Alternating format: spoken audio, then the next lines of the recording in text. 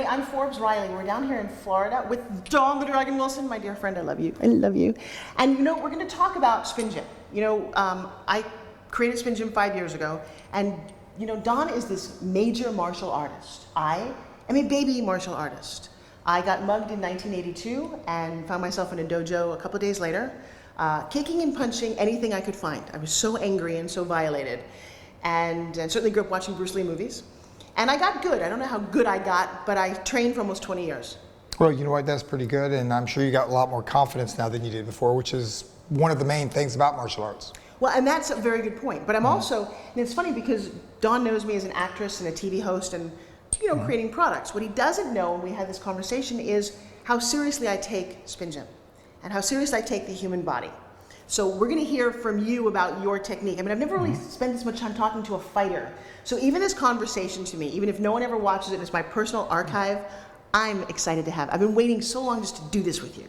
Okay, so let's start out with the fact that I was a Broadway dancer. Now I was a goofy dancer because I was an overweight dancer. You know, did you ever see these girls who do aerobics and they're kind of chunky? Yeah, I just attribute that to their diets. I'm sure they're exercising, their heart and lungs are in shape, they got muscle underneath that, but they're not eating correctly. I was never eating correctly. I grew up, I'm sorry, TV dinners, Kentucky Fried Chicken, McDonald's. I grew up eating fast food. It was the 60s and the 70s when I was a little kid, and that's what Mom said, here's another TV dinner. What did you eat when you were little? Same thing, TV dinners. They were great. The little Mexican ones, you ever get those with the refried beans and the, well, they said it was Mexican, but yeah, the TV dinners. The diet, really in my life, it didn't really become a major factor until I was 45. See, that's crazy. And yeah, I went through my whole career eating bad. We're gonna go in the kitchen and talk about that. I finally figured out my diet, and when I did, all that exercise caught up, and I'm trimmer now in my 50s than I ever was in my 20s and 30s. So I was being a dancer was painful for me. It was an emotional struggle because I was the chunky one, and I could never figure it out. So you combine that with martial arts, and somewhere in the 90s, I broke my knee in a skiing accident, and said, okay, now what am I gonna do with my life? And I became a massage therapist. And so one of the things, I'll put my spinning down, that I love is I can actually see your body without the skin on it. I look at you and with the clothes still on though. You can. I see him totally naked, which is always no. No, but seriously, if I touched you right here, how does that feel?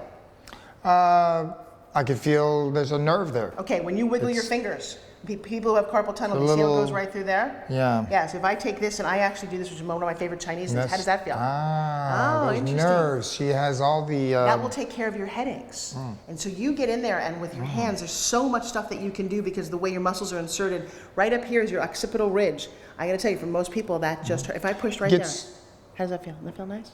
Good. Yeah, I know. Yeah, I've had headaches actually relieved through massage therapy. So I know that it does a lot more than just make you feel good, but it actually is therapeutic in ways. So when most people look at me, they go, wait, you have all of this? So I have a lot of knowledge, or a little knowledge about a lot of things. But to me, the whole human, now when you look at a body as a fighter, what do you look at? Like if it's to me, they're targets. And I don't mean that in a bad or aggressive way, but as a fighter, people ask me, I knocked out 48 professional fighters, and there was no animosity whatsoever, none whatsoever. I just looked at them as target areas. If they could have been robots, it would have been better, because being knocked unconscious is not a healthy thing for anybody. Okay. It's a dangerous thing, and you know, I did it for 28 years, but I don't advise anybody else to do it. To get knocked out is dangerous, and to knock other people out is dangerous. But it's what I do best, so I did do it for 28 years. But I look at them as targets. So you see body parts, you don't see, what do you see when you look at somebody? You know what, I not even, at this point, it's not even that my eyes are seeing it. I feel where the target areas are. Once I see the person, I get in the ring with him. Within seconds, I can kind of, it's like a dance. I kind of know how he moves and I can feel it.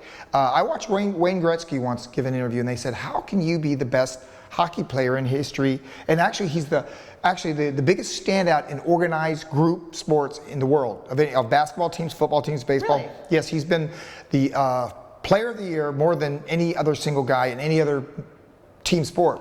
I hear. I don't know, you know, I'm not a statistician or anything, but, and he said the best way he could explain it is he can feel where the puck's going to be before it gets there. That's the only way he could explain what separated him from all the other hockey players in the history of hockey. But you're the same way. I feel where the punches are coming and the kicks, and I can't just place that into your brain.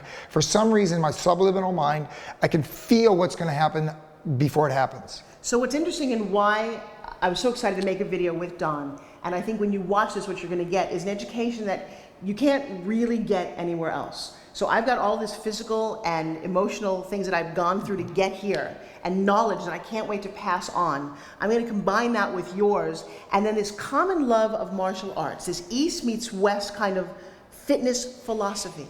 You know, I see guys in the gym who do this to get big, shorten up their muscles, and are so like this, going, they walk around like, I don't understand the point, it's not functional. You're all about functional fitness. You want speed and agility, don't you? Yeah, I work on strength training with weights, weight resistance, but it's to practically apply my punches and kicks. It's not just to look bigger, which is nothing wrong with that. I mean, bodybuilding is a sport, I respect it.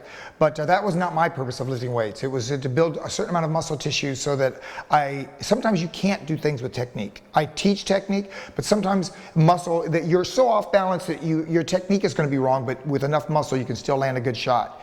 And so I do weight training in that regard. Good. Yeah. Well, we're going to combine all that because SpinGym, I believe, personally, in my experience, is the greatest fitness product on the planet.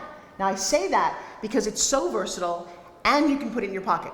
So it doesn't matter what's in the gym, you can't put a weight in your pocket. I don't know of any product you can take sitting at a desk, if you have a desk job, and work out with it. In any way, get any kind of resistance. They don't have things that are carried in a man's pocket or a woman's purse, except SpinGym. This is pretty unique in that regard as well. Thank you. So I'm going to start with a little bit of my concept. I'm going to give some of mine because I've never really trained you, and then you're going to train me back. And we're going to incorporate SpinGym into this conglomeration here. So one of the things when I teach about SpinGym, as I reintroduce people to their bodies. You mentioned a robot. Do me a favor, just move your wrists and your digits and kind of look at the fact that you can't bend from here to here. There is no bend point because this is a fixed thing, but you can bend this way.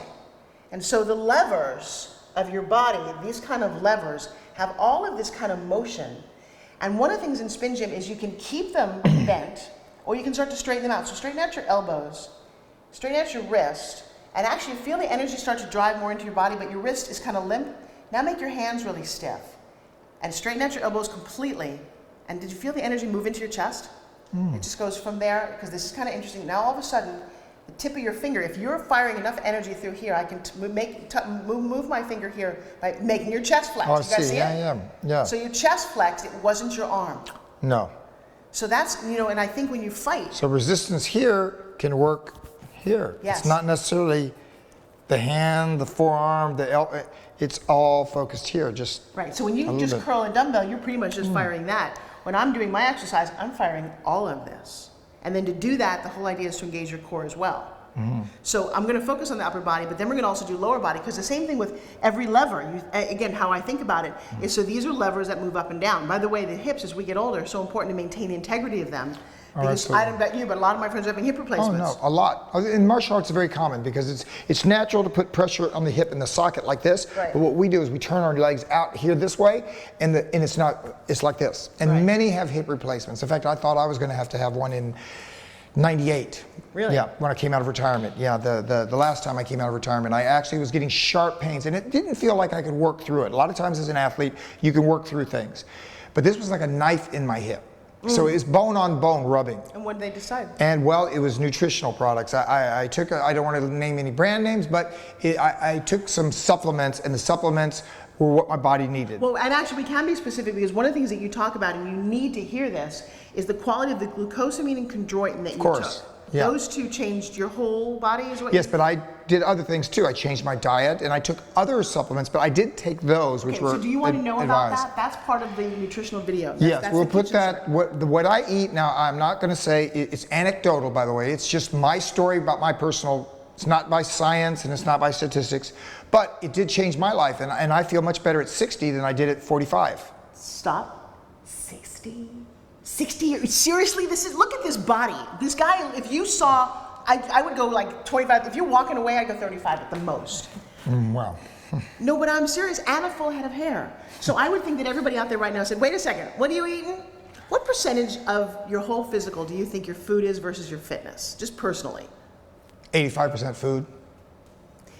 I bet you all just went, what? No, not when I was 18. In 18, your body is the thing. It is an indestructible mechanism with 3 million years of evolution. There's no 18-year-old with watching this. Trust me. Maybe one smart one.